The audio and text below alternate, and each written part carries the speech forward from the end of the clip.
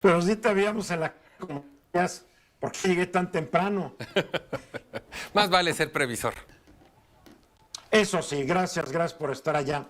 A ver, hay ciertas cosas que estoy viendo y me preocupan de lo que va a heredar la próxima presidenta de México, Claudia Sheinbaum. Está un fuerte diferente, hablaré mañana, que proviene de la ley, del Tratado de Aguas de 1944, que obliga a México a darle 2 metros sobra.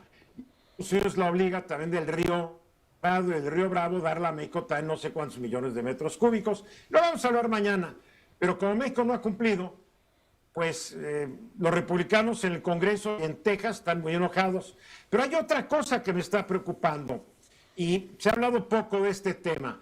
Donald Trump ha dicho que de llegar a la presidencia, de ser reelecto, va a bajar el impuesto corporativo, que él bajó al 21% durante su primer y esperemos único gobierno, lo va a bajar al 15%.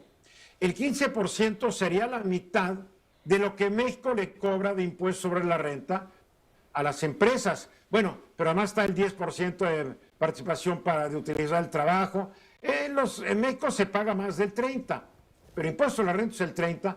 En Estados Unidos es el 21% y Trump lo quiere bajar al 15%.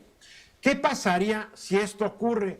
Pues México va a quedar realmente sin grandes ventajas competitivas frente a Estados Unidos, y muchas empresas estadounidenses o de otros lugares del mundo podrían empezar a decir, ¿para qué voy a México si estoy pagando mucho en impuestos? Si parece que tengo un sistema judicial que no me garantiza nada, etcétera, etcétera.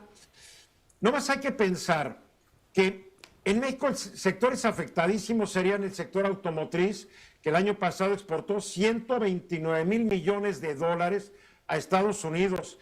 El sector de la electrónica, 85 mil millones de dólares de exportaciones en 2023.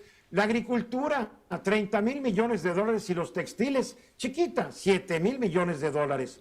¿Qué va a pasar con las maquiladoras que siempre se han vendido por su mano de obra barata? Pero ¿qué pasa si el impuesto sobre la renta en Estados Unidos quita esta ventaja competitiva para México? Entonces, cuidado. Aquí tenemos un problema grave que la presidenta Claudia Sheinbaum, ya dentro de pocos días va a ser la presidenta, va a tener que ver cómo resuelve en caso de que el impuesto en Estados Unidos quede en el 15%. ¿Qué puede hacer?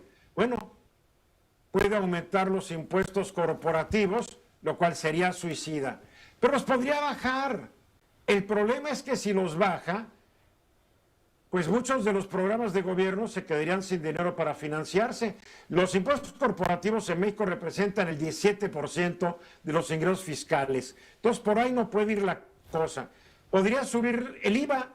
El problema es que en México hay muchos pobres y sube el IVA, va a fastidiar mucho a los que menos tienen. La única solución sería mejorar los sistemas de recaudación fiscal, combatir bien la evasión, la elusión, y utilizar la alta tecnología, lo más avanzado, para cobrar impuestos y que nadie se salve de pagarlos. Podría apelar al TEMEC y podríamos alegar con los empresarios de Estados Unidos, sí, pero si hacen sus cosas, cuando las manden a Estados Unidos no pagan aranceles, que no sé si sea el mejor de los argumentos. Entonces, Claudia Sheinbaum está enfrentando este asunto. Yo he dicho que si gana Trump, es el peor de los males que nos puede ocurrir. No estoy diciendo que Kamala Harris sea fácil, pero las cosas que está planteando Donald Trump pueden generar serios problemas económicos que a la vez podrían traer más desempleo y más inestabilidad política a nuestro Luis. Fíjate que parecería que la menor recaudación al disminuir el impuesto corporativo de las empresas que plantea Trump, estaría Trump pensando también en subir aranceles, que es algo que lo ha dicho en las últimas semanas. Y como tú sabes, los aranceles pues es un impuesto al consumo, es el mismo efecto sobre el consumidor. Sin embargo, le puede significar el poder mediar una menor recaudación, porque hay que recordar que Estados Unidos tiene un déficit fiscal multitrillonario. Tiene un serio problema fiscal Estados Unidos, entonces vamos a ver qué tanto el Congreso de Estados Unidos apoya, habrá que ver los impactos, las cifras, pero evidentemente, en el caso de que sí se hiciera, tienes toda la razón. México se vería en serios problemas de competitividad corporativa para atraer inversión, en este caso extranjera, para establecerse. Tendríamos más problemas para aprovechar los temas del nearshoring, que ya empieza a platicar inclusive el gobernador de Texas, que mejor se vayan a Texas y que no vengan a México por otro tipo de diferendos con México, como la reforma al Poder Judicial. Y no cabe la menor duda, la presidenta electa que toma posesión el 1 de octubre no tendrá un escenario fácil desde el ángulo fiscal para la competitividad de México. Bien, solo haga caso a la presidenta electa Gerardo Fernández Noroña, que dijo, si no quieren invertir en México, que no inviertan, que se vayan a otros lugares. Esta es la clásica mentalidad de un tipo que sigue siendo comunista en la cabeza. No hay que ver, Fernández Noroña fue miembro distinguido del Partido Comunista Mexicano y sigue con estas ideas de que la inversión, que la haga el Estado. Sigue con estas ideas medio trasnochadas, hay que decirlo.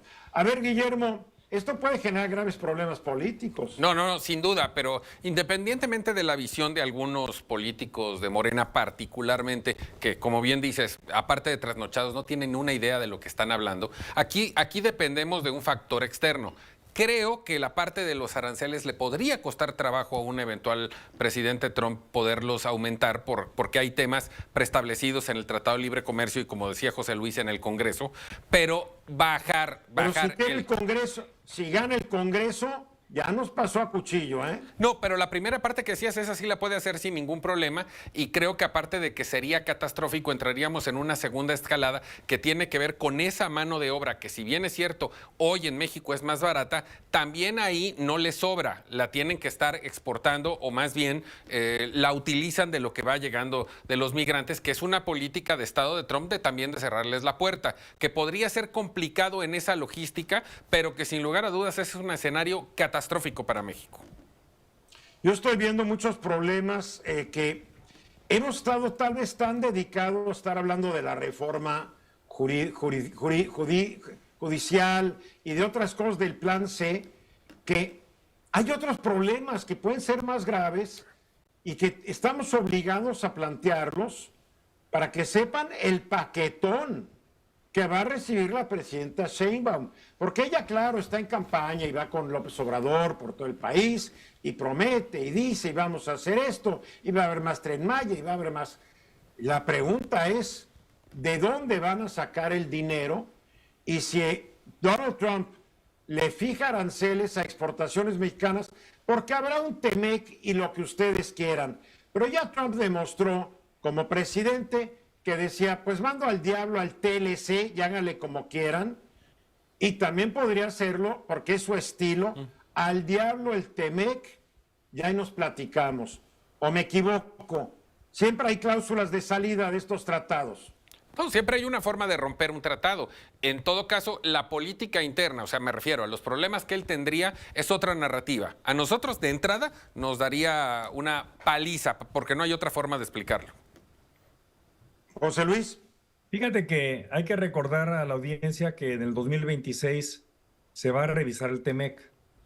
Y para revisar el TEMEC hay muchos temas en donde los países se han comprometido, y quizá hay que recordar que, a diferencia del Tratado de Libre Comercio anterior, que era sin fecha límite, este tratado nuevo tiene revisiones periódicas y la próxima es en el 2026. En el caso de México, desafortunadamente para aquellos que les gusta todavía las políticas de Estado, es imposible que México crezca solo con su ahorro interno. Por eso se muestra en las cuentas nacionales un déficit de cuenta corriente, porque depende.